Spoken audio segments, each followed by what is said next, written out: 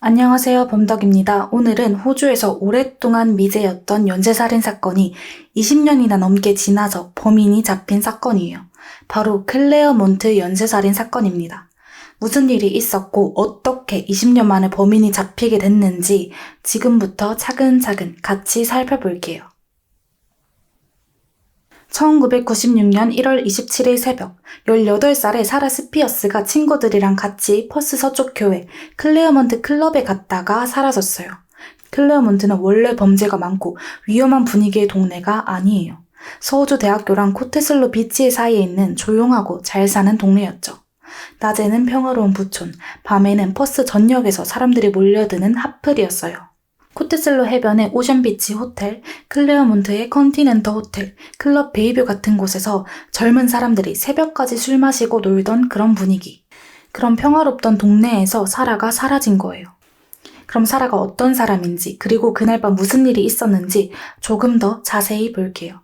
사라는 서호주 시골에서 자랐어요. 고등학생이 되자 많은 시골 가정에서 그랬듯이 사라도 퍼스의 기숙학교로 보내졌어요.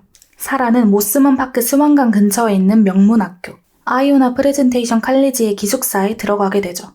졸업하고 나서는 비서학교를 다녔고 나중에는 서바이코에 있는 BSD라는 엔지니어링 컨설팅 회사에서 안내 직원으로 일했어요. 그리고 이 무렵 사라는 독립을 해서 언니 아만다랑 같이 사우스 퍼스 플랫에서 지내고 있었어요. 둘은 현실 자매가 아니라 엄청 사이가 좋고 가까운 사이였다고 해요. 엄마 말로 사라는 정말 다정한 아이였고 언니 아만다에게 굉장히 많이 의지했다고 합니다. 그리고 문제의 밤, 1996년 1월 26일 오스트레일리아 데이 밤이었어요. 언니 아만다가 오션비치 호텔에 있던 사라랑 친구들을 클레어몬트의 클럽 베이뷰까지 차로 태워줬어요. 시간은 자정이 조금 지난 뒤였죠. 내리면서 사라는 언니를 꼭 안아주고 뽀뽀를 하면서 데려다줘서 고마워 하고 인사를 했대요. 그게 언니가 본 동생의 마지막 모습이었어요. 클럽에서 친구들이랑 놀던 사라는 피곤하다고 먼저 집에 갈게, 택시 타고 갈 거야 하면서 먼저 나왔어요. 이때 96년도니까 당연히 우버도 없었고 휴대전화도 아직 보편화되지 않았던 시절이에요. 그래서 사라는 길가에 있던 공중전화 박스에서 콜택시를 부릅니다. 통화 기록을 확인해 보니까 새벽 2시 6분, 사라는 스원택시 회사에 전화를 걸어서 택시를 불렀어요. 그리고 2시 14분, 배정된 232번 택시가 사라를 태우러 도착했을 땐 사라는 이미 그 자리에 없었습니다. 8분 사이에 사라에게 무슨 일이 벌어진 거예요. 다음날 사라가 가족에게 연락도 없고 언니가 방에 갔는데 없는 거예요. 그럴 아이가 아닌데 너무 이상했죠. 결국 가족이 실종신고도 하고 실종 전단도 붙이고 다 했지만 사라는 어디에서도 발견되지 않은 채 그렇게 시간이 흘러갑니다. 사라가 사라지고 5개월 뒤 두 번째 실종이 일어났어요. 1996년 6월 9일 일요일 23살의 제인 리무가 부모님이랑 점심을 같이 먹기로 한 날이었어요. 근데 약속 시간에 제인이 나타나지 않았어요. 전화도 아무런 연락도 없이. 제인은 그날 새벽에 친구들이랑 클레어몬트 근처 3곳을 돌면서 술을 마셨고 마지막으로 컨티넨털 호텔 밖에서 목격됐어요. 친구들이 같이 택시 타고 가자고 했는데 제인이 그걸 거절했대요. 그리고 그대로 사라진 거죠. 그날 밤 어떤 커플이 비명소리랑 차가 떠나가는 소리를 들었다고 증언합니다. 그럼 실종된 제인은 어떤 사람이었을까요? 제인은 셴튼파크에서 자랐고 로절리 초등학교랑 할리우드 하이스쿨을 나왔어요. 학교를 다니면서도 근처 델리에서 알바를 할 만큼 성실한 아이였고 학교 친구 말로는 제인이 학교에서 인기도 많았고 항상 인기 많은 친구들 무리와 어울리던 아이였다고 해요. 성인이 되고 아이들을 좋아하던 제인은 네드랜즈에서 어린이집 선생님으로 일했고 한동안 에스퍼런스 한 가정에서 베이비시터 겸 가사 도우미로 지내다가 다시 버스로 돌아와서 네드랜즈 어린이집에서 일하고 있었어요. 제인은 집을 나와서 따로 살고 있었지만 가족이랑 엄청 끈끈한 사이였어요. 보통 토요일 아침이면 빨랫감을 바구니에 담아가지고 부모님 집으로 가서 일주일 동안 있었던 일을 이야기하면서 시간을 보냈어요. 그리고 일요일에는 사건이 있었던 날처럼 가족이 집에서 같이 점심을 먹는 게 거의 루틴이었죠. 평일 저녁에도 퇴근길에 잠깐 엄마 얼굴 보려고 들릴 정도로 진짜 사이가 좋은 가족이었어요. 그럼 사라는 아직 발견이 안 된 상황인데 제인은 발견됐을까요? 제인의 시신은 55일 뒤 정말 우연히 발견됐어요. 어떤 사람이 웰라드 쪽 도로 근처에서 커다란 데스릴리 꽃을 가까이서 보려고 덤불을 헤치고 안쪽으로 들어갔다고 해요. 그러던 중에 다리 뒤쪽에 뭔가 스치는 느낌을 받습니다. 이상해서 내려다 보니까 덮어놓은 식물더미 아래에서 사람 발이 하나 삐져나와 있었던 거예요. 바로 제인이었습니다. 발견된 곳은 퍼스 남쪽 변두리 웰라드의 덤불지대였고 도로에서 불과 몇 미터 떨어진 곳이었어요. 여긴 클레어몬트에서는 한 45km 정도 떨어진 곳이었죠. 발견 당시 제인은 심하게 부패가 진행된 상태였고 아무것도 안 입은 상태로 발견됐습니다. 주변 나무에서 뜯어낸 가지랑 잎들로 감추려는 듯이 몸 위에 덮여 있었고요. 왼팔은 비정상적으로 꺾여 있었는데 이건 끌려간 흔적일 가능성이 크다고 해요. 그리고 제인은 사후 경직이 오기 전에 유기된 걸로 보였고 목에는 날카로운 도구에 베인 상처가 있었습니다. 범인은 여기서 멈추지 않았어요. 1997년 3월에 세 번째 피해자가 나옵니다. 1997년 3월 14일 금요일 밤 27살의 젊은 변호사 키아라 글래너는 동료들이랑 같이 클레어몬트 컨티넨털 호텔에서 술을 마시고 있었어요. 술 마시면서 시간을 보내다가 자정 무렵 키아라는 난 이제 집에 갈게 라며 먼저 일어납니다. 키아라는 호텔에 나와서 택시를 잡으려고 스털링 하이웨이 쪽으로 걸어 나갔어요. 여긴 멀리 떨어진 곳도 아니고 호텔에서 한 180m 밖에 안 되는 거리였죠. 하지만 키아라도 사라졌어요. 그 시간에 고속도로 인근 버스 정류장에는 젊은 남자 3명이 앉아 있었는데 경찰에 이렇게 진술했어요. 키아라가 옅은색 차량의 창문 쪽으로 몸을 기울여서 이야기하고 있었다는 거예요. 근데 자기들이 다시 그쪽을 봤을 땐 차도 키아라도 모두 사라지고 없었다고 했어요. 다음 날 오후 키아라는 브라이덜 샤워에 가기로 돼 있었어요. 근데 시간이 지나도 키아라가 안 오는 거예요.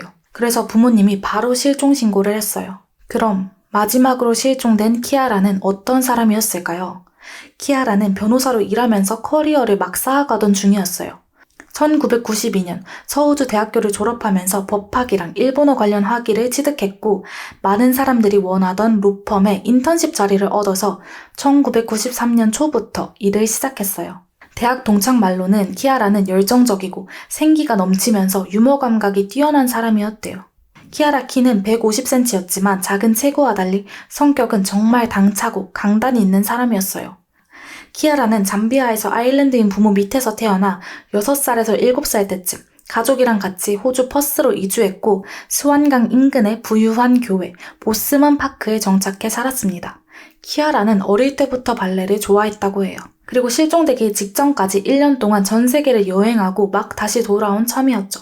퍼스로 돌아온 건 실종되기 불과 2주 전이었어요.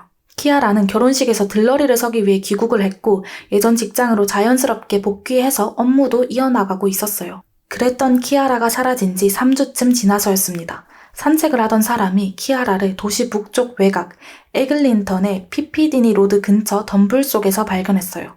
여긴 퍼스 북쪽 끝자락이었죠. 제인은 남쪽에서 발견됐고요.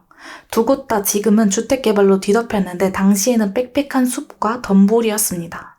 발견 당시에 키아라도 마찬가지로 나무랑 잎들로 덮여 있었고 자세가 제인이랑 놀라울 정도로 비슷했어요. 두 사람 다 거의 엎드리다시피 누운 자세였죠. 키아라 목에서도 제인이랑 같은 유형의 자상이 발견됐고 등이랑 어깨에도 상처가 있었어요. 팔에는 방어하려다가 다친 것 같아 보이는 상처들도 발견됐죠. 이렇게 3명이나 사라지고 그 중에 2명이 시신으로 발견되면서 퍼스 시민들은 공포에 휩싸입니다. 원래 클레어몬트는 안전한 곳으로 여겨졌지만 이제 사람들이 밤에 밖에 나가는 걸 조심스러워했어요. 마트를 가거나 거리를 지나다니면서도 혹시 범인이 주변에 있는 건 아닐까? 내 이웃은 아니겠지? 그런 걱정을 할 수밖에 없었죠. 딸 가진 엄마들은 더 불안해했어요. 그래서 딸들이 밤에 외출했다가 집에 돌아올 때까지 기다리거나 직접 데리러 가기도 하고 일부 나이트클럽에서는 아예 손님들을 걸어서 집까지 데려다주는 경우도 있었대요. 그만큼 시민들이 불안에 떨었던 거예요. 클레어몬트 클럽이랑 레스토랑을 찾는 사람들의 수는 눈에 띄게 줄었고 피해자들이 목격된 컨티넨털 호텔에서는 어느 순간 손님보다 직원들 수가 더 많을 정도였습니다. 그럼 이런 상황에서 경찰의 수사는 어땠을까요? 경찰은 처음엔 택시기사들을 의심했어요. 왜냐면 3명 다 클레어몬트에서 택시를 타고 집에 가려고 했던 것 같아서 택시기사가 제일 먼저 경찰들의 머릿속에 떠올랐죠.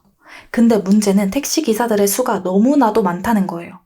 이때 늦은 밤 집에 돌아가려면 사실상 선택지는 택시밖에 없었고 1996년 기준으로 퍼스에 등록된 택시가 3,000대가 넘었다고 해요.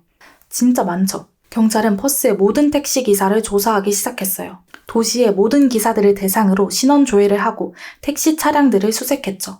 그 과정에서 78명의 기사가 택시 면허를 잃었고 수천 명의 기사들이 자발적으로 지문이랑 타액 샘플을 제출했어요. 이게 호주에서 처음 실시된 대규모 DNA 검사였다고 해요. 이렇게 엄청난 수사를 했지만 경찰이 확보한 증거랑은 일치하지 않았어요.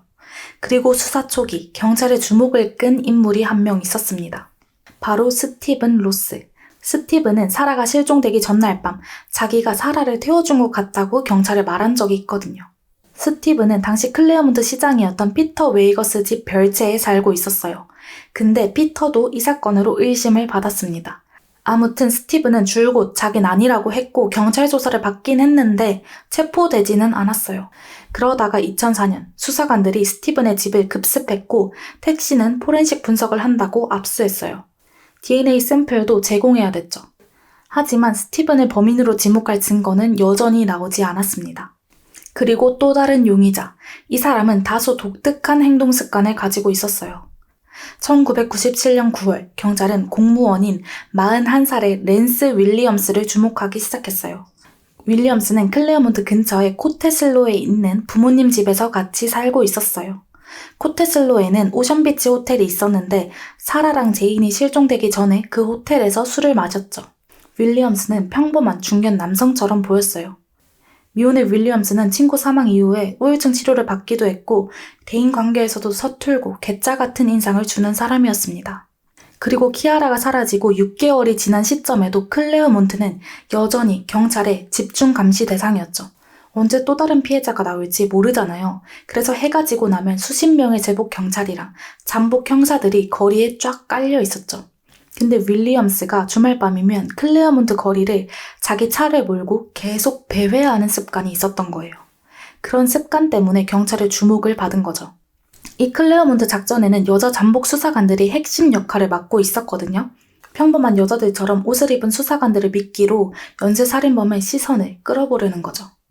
어느 날 새벽 그 중에 한 명이 윌리엄스에게 가장 가까운 버스 정류장이 어디냐고 물었고 윌리엄스가 차를 태워주면서 더 주목을 받게 됩니다.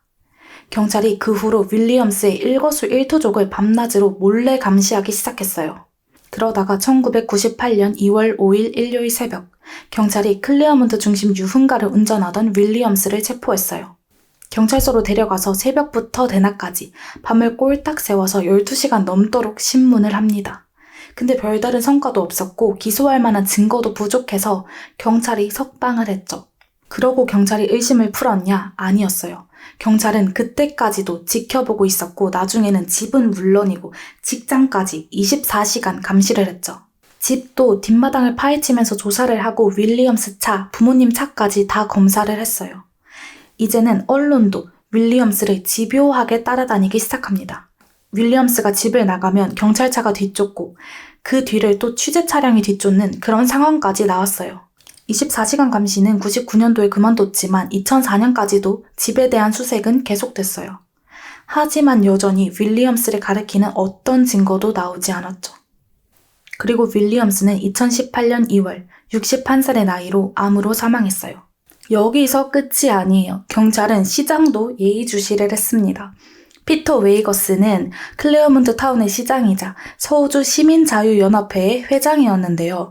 시장으로서 피터는 사람들에게 클레어몬트 거리가 안전하지 않고 밤 시간대 시민을 보호하기 위한 보안 조치가 충분하지 않다는 비판을 받았어요.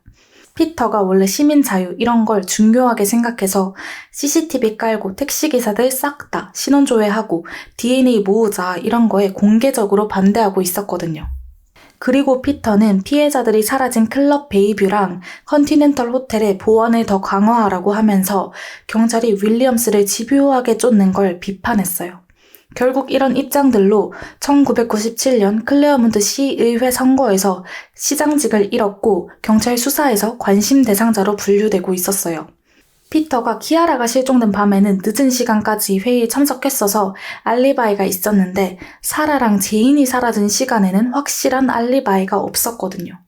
2004년 경찰은 피터가 소유한 여러 집을 급습했어요. 그 집들 중에는 아까 말한 택시기사 로스가 살고 있던 집도 포함되어 있었죠. 집안 곳곳에서 혈흔 여부를 확인하는 등 큰 수사를 진행했지만 피터 역시 체포되지 않았고 어떤 혐의도 적용되지 않았습니다. 게다가 경찰은 경찰 내부까지 조사를 했고 호주의 다른 범죄자 브래들리 머독이랑 마크 딕시도 용의선상에 올랐지만 머독은 살인사건이 벌어졌을 땐 이미 수감 중이었고 마크도 서호주에 없었던 게 밝혀져서 모두 제외됩니다. 이렇게 경찰이 수사를 하면서 의심한 사람은 많았지만 이렇다 할 용의자는 나타나지 않았어요. 범인은 시간이 흘러도 여전히 잡히지 않은 채 어딘가에서 사람들과 섞여서 살아가고 있었죠. 전문가들이 프로파일링한 범인의 모습은 우리가 흔하게 떠올리는 연쇄살인범의 이미지와는 조금 달랐어요. 범인은 아마도 살인을 치밀하게 계획하는 조직적 성향이 강한 인물, 그리고 확실한 직업이 있고 비교적 최근 모델의 자동차를 운전하면서 밤이 되면 활기를 띠는 클레어먼트 속에 섞여 자연스럽게 다닐 수 있는 사람일 거다. 딱 보면 범죄자 같고 무서운 사람이 아니라 옆집 아저씨처럼 보이는 사람일 거라는 거죠. 그리고 전문가는 이 범인이 머리가 좋고 자기를 철저하게 통제하면서 겉보기엔 지극히 안정적인 사람처럼 보일 거라고 말했어요. 상냥하고 정상적으로 보이는 사람. 그래서 잡히는 날엔 충격을 받을 수 있다. 나 저 사람이랑 같이 일했는데? 저 사람 우리 옆집에 사는데? 설마 그럴 리가. 이렇게 말하게 될 거라는 거죠. 과연 그랬을까요? 2016년 사라가 실종된 지 20년이 되는 해. 수사는 계속하고 있었지만 점점 사람들이 희망을 잃어갔어요. 그러던 중 12월에 충격적인 소식이 전해집니다. 경찰이 클레어몬트 사건과 관련된 48살의 남성을 체포했다는 소식. 체포된 사람은 브래들리 로버트 에드워즈. 에드워즈는 제인과 키아라 살해 혐의로 기소됐고 추가로 사라 살인 혐의, 그리고 1988년이랑 95년에 2명의 젊은 여성에게 저지른 공격 혐의까지 기소됩니다. 에드워즈는 88년이랑 95년에 일어난 공격 혐의에 대해서는 유죄를 인정했지만 살인 3건은 무죄를 주장했어요. 일단 에드워즈가 어떤 인물인지부터 알아볼게요. 에드워즈는 체포되기 전까진 비교적 평범한 생활을 한 걸로 보여요. 텔스트라에서 일하던 기술자였는데요. 텔스트라는 한국으로 치면 SKT 같은 호주 통신사예요. 에드워즈는 결혼을 2번 했고 이혼을 1번 했는데 2번째 아내랑도 별거 중이었어요. 그리고 친자식은 없었지만 체포 당시에 을부딸이랑 같이 살고 있었다고 합니다. 그럼 전과는 없을까요? 에드워즈의 과거를 들여다보면 평범한 모습 뒤에 숨은 진짜 모습이 드러나기 시작해요. 에드워즈는 일단 전과가 하나 있었어요. 병원에서 전화 시스템 작업을 하던 중에 사회복지사한테 범죄를 저질렀거든요. 책상에 앉아서 일하던 사회복지사를 뒤에서 덮쳐가지고 입을 천으로 틀어막고 방 안을 가로질러서 질질 끌고 갔대요. 이걸로 8개월 동안 성범죄 치료 프로그램까지 받았다고 해요. 근데 이 범죄를 저질렀을 때 에드워즈는 업무 중이었는데 사건에 대한 기록이 직장에 남아있지 않았대요. 그리고 클레어몬트 사건이 일어나기 전 에드워즈가 저지른 또 다른 범죄 2건. 이건 잡히진 않았다가 살인 혐의랑 같이 기소됐어요. 바로 1988년 에드워즈가 헌팅데일에 있는 한 집에 침입해서 자고 있던 18살 여성을 침실에서 공격하고 추행한 사건이에요. 또 하나는 1995년 늦은 밤 에드워즈가 클레어몬트에서 집으로 걸어가던 17살 소녀를 납치했어요. 차에 강제로 태워가지고 카라카타 묘지로 끌고 간 다음에 성범죄를 저지르고 숲속에 버려두고 간 거죠. 이 사건의 증거가 클레어몬트 사건이랑 연결되면서 결정적인 역할을 하게 돼요. 그럼 이제 클레어몬트 사건의 범인으로 에드워즈를 가리키는 증거들을 살펴볼게요. 먼저 나이프. 1996년 8월 3일 웰라드의 울콧 로드에서 갈색나무 손잡이에 접이식 칼 하나가 발견됐어요. 손잡이에는 텔레콤, 예전 텔스트라 이름의 로고가 딱 있었죠. 같은 날 이 도로를 더 따라간 덤불지대에서 제인이 발견됩니다. 법정에서 아직 회사명이 텔레콤이던 시절인 1986년에 에드워즈랑 같이 기술자 견습을 했던 전 텔스트라 직원 데이비드가 나와서 증언을 했어요.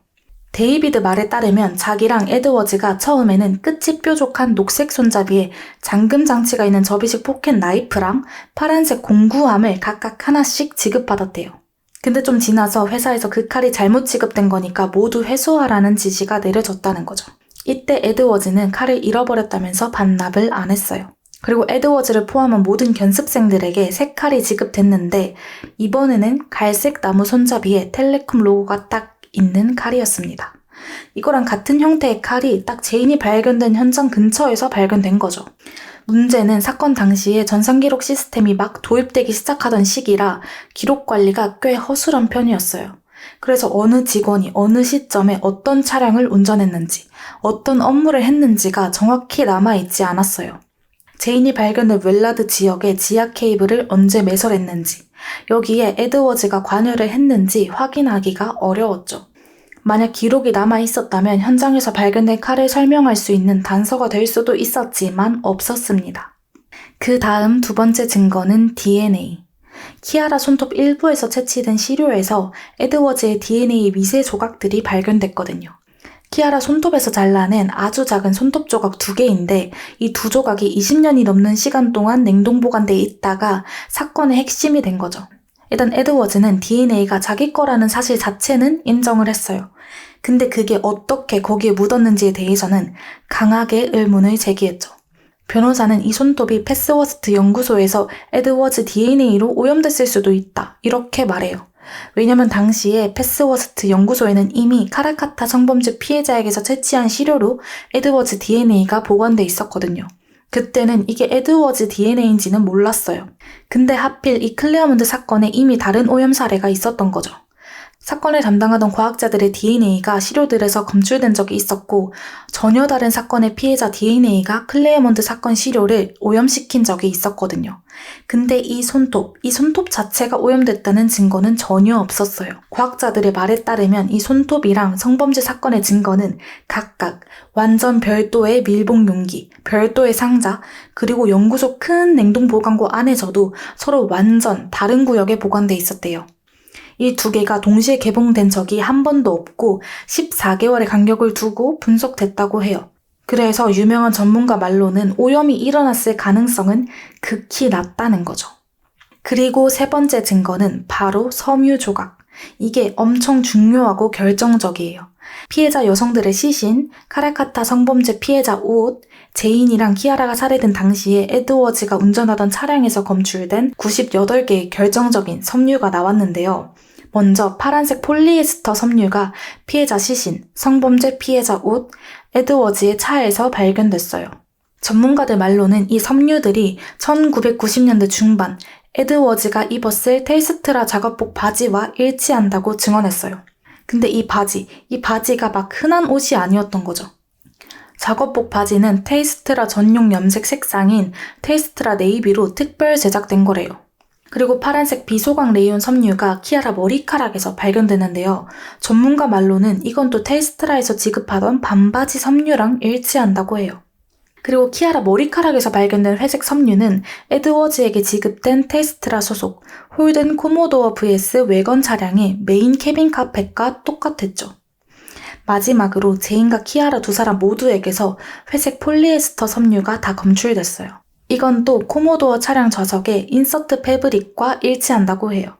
그래서 전문가는 이런 섬유 증거들을 봤을 때 두 피해자 제인과 키아라가 사망 전에 에드워즈 차량에 있었을 가능성이 높다고 합니다. 다음 증거는 테이스트라 생존 목격자. 이 목격자들은 자기들이 밤에 클레어몬트랑 근처 코테슬로에서 집에 돌아가려는데 흰색 승용차나 벤을 모는 남자로부터 집까지 태워주겠다는 제안을 받았다고 각자 증언을 했어요. 이 차량들은 대부분 텔레콤 또는 테이스트라 로고를 달고 있었고 당시 에드워즈가 운전하던 업무용 차량과 외형이 비슷했죠. 운전자를 묘사한 내용도 대체로 비슷했대요. 대부분 키가 크고 단정한 짙은색 머리를 한 남자로 기억했는데 이건 에드워즈와 비슷한 특징이었습니다. 그래서 검사는 이 증언이 에드워즈가 테이스트라 유니폼을 입은 채 코테슬로와 클레어몬트 일대를 돌아다니면서 범행 대상을 골라내고 있었다는 걸 보여준다고 했죠. 근데 이게 큰 틀에서는 비슷한데 누구는 차가 외건이라고 하고 누구는 세단이나 벤이었다고 하고 약간 차이가 있었어요. 테스트라 로고도 있었다는 사람도 있고 없었다는 사람도 있고 약간 제각각이긴 했던 거죠. 그래서 이 증거는 판사가 범인의 신원을 특정하는 데 도움이 안 된다고 보고 에드워즈의 유무죄를 판단하는 과정에서 제외를 했습니다. 이제 마지막으로 성향 증거. 검찰은 에드워즈가 이유 없는 여성 대상 폭력 전력이 입증된 사람이라고 주장하면서 그렇기 때문에 살인까지 저질렀을 가능성이 크다고 본 거죠. 1988년, 1990년, 1995년 에드워즈가 한 공격을 보면 사라 제인 키아라를 제압하고 납치할 기술과 능력을 갖추고 있다는 걸 보여준다는 거죠. 그리고 에드워즈가 이 사건들에 대해서 오랫동안 경찰에 거짓말을 하다가 몇 년이 지나서야 이걸 인정한 것도 중요한 의미라고 해요. 그때도 거짓말을 했던 사람이면 사라 제인 키아라를 살해하지 않았다는 이 말조차도 거짓말일 수도 있다는 거죠. 에드워즈는 끝까지 혐의를 부인하고 자백을 하진 않았기 때문에 정확히 어떻게 피해자들을 데려간 건지는 여전히 모릅니다. 태워줄까요? 이렇게 물어봐서 피해자들이 탄 건지 아니면 공격을 해서 납치한 건지 여전히 물음표로 남아있어요. 결국 에드워즈는 제인과 키아라를 살해한 혐의에 대해서는 유죄를 받았어요. 근데 사라를 살해한 혐의는 무죄가 선고됐습니다. 검찰은 3건의 살인과 카라카타 성범죄 사건 모두 피해자가 체구가 작고 쉽게 제압될 수 있는 어린 소녀 또는 젊은 여성들이었고 클레어몬트에서 밤에 혼자 집으로 돌아가려던 상황이었던 점을 봤을 때 사라도 같은 사람에게 살해됐을 가능성이 크다고 주장했어요. 그리고 목격자들도 그날 밤 모스먼 파크 일대에서 새벽 무렵에 날카로운 비명소리를 들었다고 여러 번 증언을 하긴 했어요. 근데 사라 시신이 아직까지도 발견이 안 됐고 에드워즈의 범행의 가능성이 높긴 하지만 지금 증거들만으로는 사라를 납치하고 살해한 사람이 에드워즈라고 단정할 수는 없다는 거죠. 그래서 사라를 살해한 혐의에 대해서는 무죄가 선고됐습니다. 그렇게 에드워즈는 살인 2건에 대해서는 40년 뒤에 가석방이 가능한 무기징역을 선고받았어요. 40년 뒤면 에드워즈의 나이가 거의 90에 가깝기 때문에 사실상 평생을 감옥에서 보내야 하는 거죠. 이렇게 클레어몬트 연쇄살인 사건은 호주에서 오랫동안 미제로 남아있던 사건이었고 20년이 넘는 시간이 지나서야 브래들리 로버트 에드워즈라는 이름이 드러났습니다. 제인과 키아라에 대해서는 유죄 판결이 났지만 사라 스피어스의 시신은 아직까지도 발견되지 않았고 그날 새벽 그 8분 동안 정확히 무슨 일이 일어났는지는 지금까지도 밝혀지지 않았어요. 언젠가는 사라가 발견되고 어떤 일이 있었는지 밝혀지는 날이 그리고 범인이 죗값을 치르는 날이 왔으면 정말 좋겠어요. 사라, 제인, 키아라의 명복을 정말 진심으로 빌면서 오늘 영상은 여기까지예요. 구독하시고 다음 사건 영상도 기다려주세요. 여러분들은 이 사건에 대해서 어떻게 생각하시나요? 댓글로 많이 남겨주세요. 영상 끝까지 봐주셔서 너무 감사드리고 그럼 다음 영상에서 다시 만나요.